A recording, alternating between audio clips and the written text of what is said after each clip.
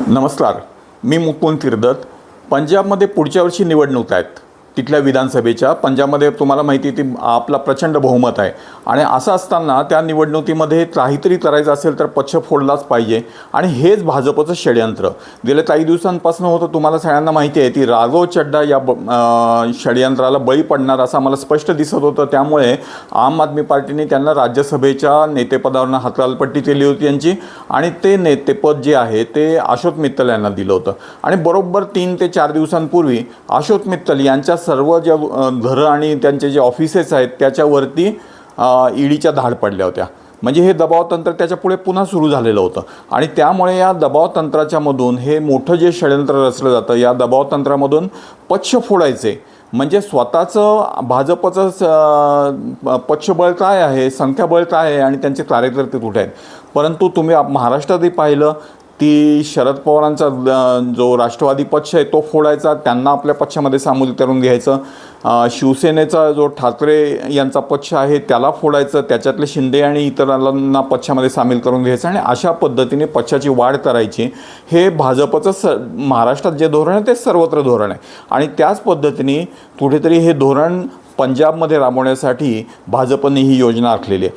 खरं तर या सगळ्यामध्ये आपण पाहिलं की त्यामुळे ते अशोक मित्तल यांच्यावरती ईडीचा छापा पडला. आज ते भाजपमध्ये पक्षप्रवेश करत आहेत आणि त्यामुळे आपल्या सर्वांना याच्यामागची जर काही राजकारण आहे ते समजू शकतं.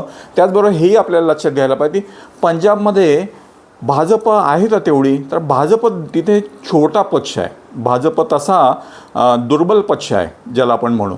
परंतु तिथे काय आहे ती तिथे आम आदमी पार्टीला संपवणं हे मोठं षडयंत्र आहे आणि त्या षडयंत्रापुढे कारण काय झालं आहे की आज पंजाबमध्ये मोठ्या प्रमाणात मोहल्ला क्लिनिक सुरू झाले. म्हणजे दिल्ली एक छोटंसं होतं परंतु पंजाब हा मोठा भाग आहे आणि त्याच्यामध्ये मोठ्या प्रमाणावर रस्ते तयार झाले, मोठ्या प्रमाणावरती शाळा तयार झाल्या, मोठ्या प्रमाणावरती तिथे जे कालव्यांना पाण्याचा जो तुटवडा होता त्या कालव्यांना आता पाणी यायला लागले आहेत. म्हणजे ज्याला नहर क्लीन करून त्या पुढे शेतकऱ्यांपर्यंत पाणी पोचायला लागलं आहे. आणि त्याचबरोबर दुसरी महत्त्वाची गोष्ट म्हणजे या शेतकऱ्यांना मोठ्या प्रमाणात दुष्काळी काळात किंवा अवकाळीच्या पावसामध्ये सुद्धा देशामध्ये सर्वात जास्त मदत दिली गेली. त्याचबरोबर लोकांना शंका वाटत होती पंजाबसारखं जे एका अर्थाने तुटीचं किंवा जिथे एका अर्थाने मोठं कर्ज आहे असं सरकार कसं चालवलं जाईल. परंतु पंजाबमध्ये अतिशय उत्तम सरकार चालवून आत्ता वंचित गटातील महिलांना 1,500 रुपये महिना असे पण दिले जायला लागलेत. त्यामुळे हे सगळं घडत असताना पंजाबमध्ये हे दिसत होतं की आम आदमी पार्टीला हलवायचं असेल तर काहीतरी करायला लागेल आणि याच पोटीपत्ता भाजपने षडयंत्र रचलेलं दिसतं. याचबरोबर दुसरी गोष्ट ही आपल्याला लक्षात घ्यायला पाहिजे ती हे सगळं करत असताना राघव चड्डा जे म्हणत आहेत की भ्रष्टाचार आहे वगैरे वगैरे, तर स्वतः म्हणजे जो भाजप पक्ष इलेक्ट्रॉल बॉन्डच्या मार्फत मोठ्या प्रमाणावर ऑफिशियली त्याने भ्रष्टाचार केला आणि त्याचबरोबर त्या सगळ्या पंजाबमधल्या शेतकऱ्यांना चिरडता येईल यासाठी जी शेतकरी धोरणं जी आणली गेली, त्याचा शेतकरी कायदा जो आणला गेला त्याच्या विरोधामध्ये स्वतः राघव चड्डा लढत होते आणि त्यामुळे हे सगळं जे आहे ना हे सांगायचं काम आहे. आणि या सगळ्या याच्यामध्ये कुठेतरी भाजपबरोबर जे राघव चड्डा आहेत यांनी हात मिळवणी केली होती आणि कुठेतरी आता पक्षामधून बाहेर पडायला लागेल याऐवजी पक्षच कसा फोडता येईल या पद्धतीचं काम करण्यासाठी भाजपसाठी ते एका अर्थाने एजंट म्हणून काम करत असावेत गेले काही दिवस असं एकूण सगळ्या या गोष्टींवरनं दिसतं आहे.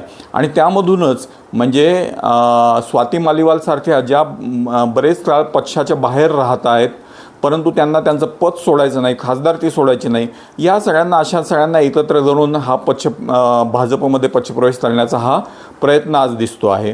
आणि हेही आपल्याला लक्षात घ्यायला हवं की या सगळ्या पद्धतीच्या राजकारणांना पुढे स्थान नसतं. कारण हे एक तर मुळात आहे की राज्यसभेत निवडून गेलेले खासदार आहेत. जर त्यांना खरं तर जसं आज राघव चड्डा म्हटलं की मला जनतेत जायचं तर जनतेत जायचं होतं तर जनतेमधनं निवडून यावं ना.